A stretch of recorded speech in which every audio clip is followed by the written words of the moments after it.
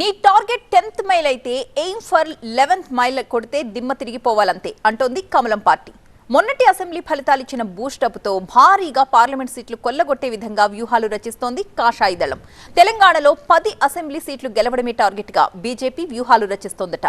దీనిపై road map ఇచ్చేందుకే BJP కా సహన్ షా, అమిత్ షా హైదరాబాద్లో అడుగు పెట్టబోతున్నారు. ఈ గురువారం జరగబోయే సమావేశంలో అసెంబ్లీ ఎన్నికలపై రివ్యూ చేయడమే కాకుండా లోక్సభ ఎన్నికల్లో పార్టీ సన్నద్ధతపై కూడా శ్రేణులకు దిశానిర్దేశం చేయబోతున్నారు. ఇంతకీ అమిత్ షా రచించబోయే ఆ రాజకీయ తంత్రమేంటి? తెలంగాణ లోక్సభ పరిలో దిగబోయే ఆ 17 మంది నేతలు ఎవరు?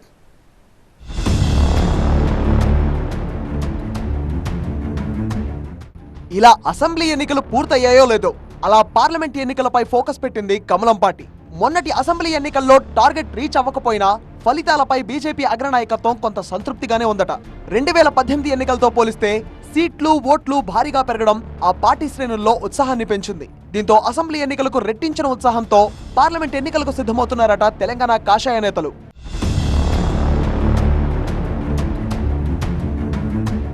రెండు 2018 అసెంబ్లీ ఎన్నికల్లో బీజేపీ గెలిచింది కేవలం ఒకే ఒక్క అసెంబ్లీ స్థానం. కానీ ఆ తర్వాత జరిగిన పార్లమెంట్ ఎన్నికల్లో ఏకంగా 4 ఎంపీ స్థానాల్లో జెండా ఎగురవేసింది బీజేపీ. ఇప్పుడు ఏకంగా 8 ఎమ్మెల్యే సీట్లు గెలవడం, 19 నియోజకవర్గాల్లో సెకండ్ ప్లేస్ రావడంతో పార్లమెంట్ ఎన్నికలపై ప్రత్యేక ఫోకస్ పెట్టింది కమలం పార్టీ. ఎంపీ ఎన్నికల్లో తెలంగాణలో డబుల్ డిజిట్ సాధించడమే లక్ష్యంగా మాస్టర్ ప్లాన్ సిద్ధం చేస్తోంది.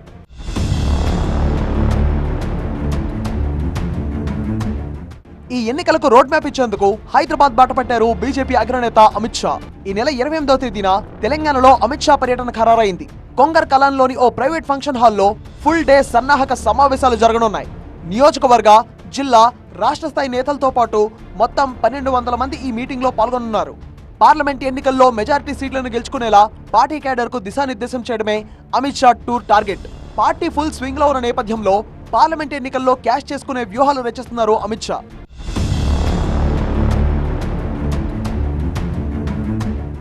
అసెంబ్లీ ఎన్నికల్లో 8 సీట్లను సాధించడంతో పాటు 19 చోట్ల 2వ స్థానంలో నిలిచింది బీజేపీ.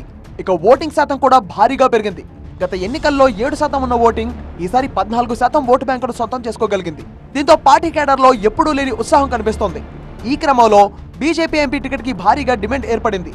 ఒక్కో సీటు కోసం 3 నుంచి 5 నేతలు పోటీ పడుతున్నారట.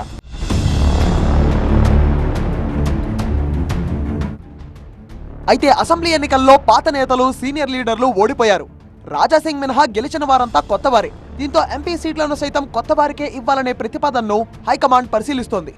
ఈటల, రఘునందన్, బండి సంజయ్, ధర్మపురి అరవింద్, స్వయం బాపురావు ఓడిపోవడంపై అధిష్టానం లోతుగా విశ్లేషిస్తోంది. 4 సిట్టింగ్ ఎంపీల్లో ఒకరిద్దరిని పక్కన పెట్టడం, లేదంటే వేరే చోటికి మార్చే అవకాశం ఉందని పార్టీల్లోనే చర్చ జరుగుతోంది.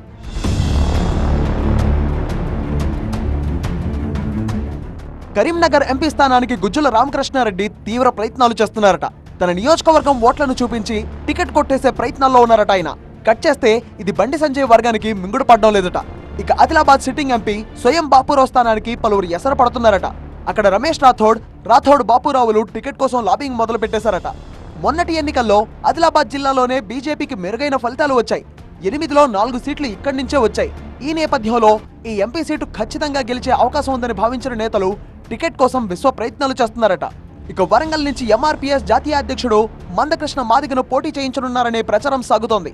భువనగిరి నుంచి మాజీ ఎంపీ బోర నరసయ్యకే తిరిగి టికెట్ దక్కుతుందనే ప్రచారం పార్టీలో ఉన్న ఇదే సీటుపై రాష్ట్ర ప్రధాన కార్యదర్శి ప్రేమేందర్ రెడ్డి, పార్టీ ఉపాధ్యక్షుడు గంగిడి మనోహర్ రెడ్డి కన్నేశారట.